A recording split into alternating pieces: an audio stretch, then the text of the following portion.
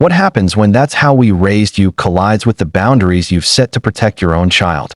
When family insists their intentions matter more than your rules as a parent. And when standing your ground means standing alone. This is one of those moments where protecting your child costs you the peace of your entire family.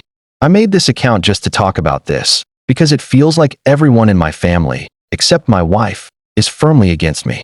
For context, I live abroad, and this was only the second time my parents had ever met my daughter.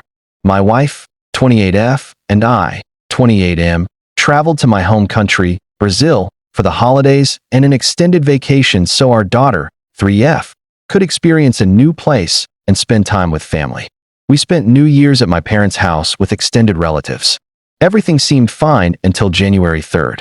My wife and I stepped out briefly to run errands and left our daughter with my parents. My daughter is a bright, sweet, talkative child. She's also opinionated, which we actively encourage. We want her to know that her thoughts matter and that she's allowed to express herself.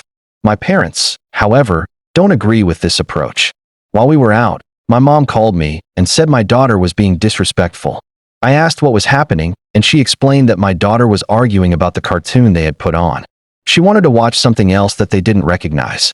I understand that kids can't always get what they want, but I didn't see this as a serious issue, especially because I don't fully trust whatever content my parents might choose due to certain ideological differences we have.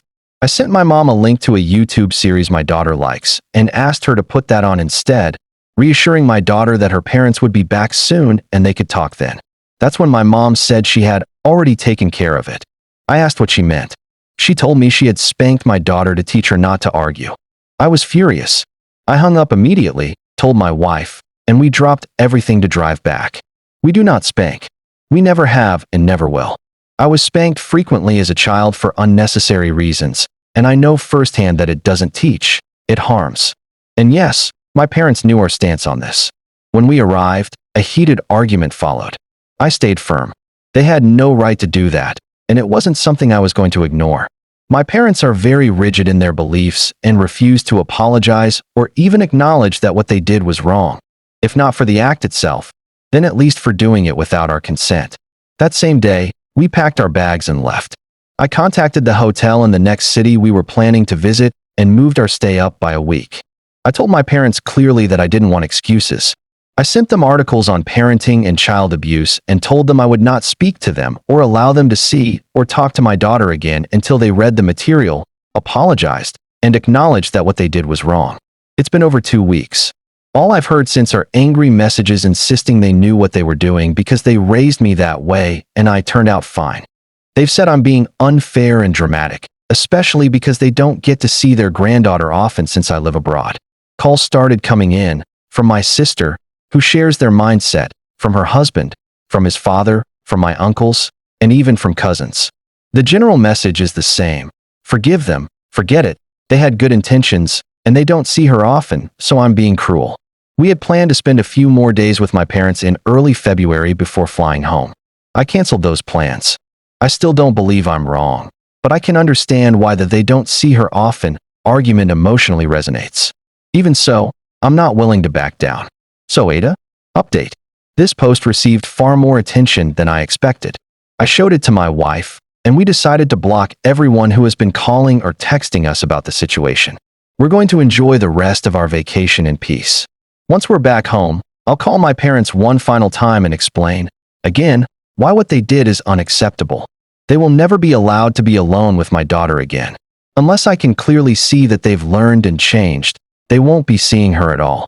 I'll keep them muted and only reach out if something urgent happens in the family.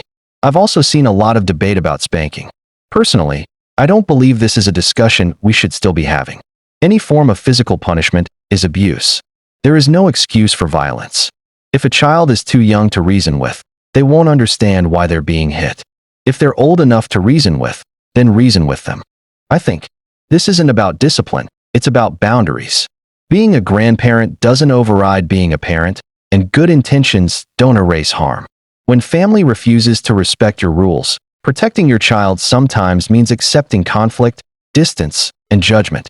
Prioritizing your child's safety over family approval is not cruelty, it's responsibility. Standing up to your parents can feel unnatural, especially when everyone around you insists you're wrong. But protecting your child doesn't require consensus. Sometimes doing the right thing means being the villain in someone else's story and choosing that anyway. If you're ever forced to choose between peace and protection, protection has to win.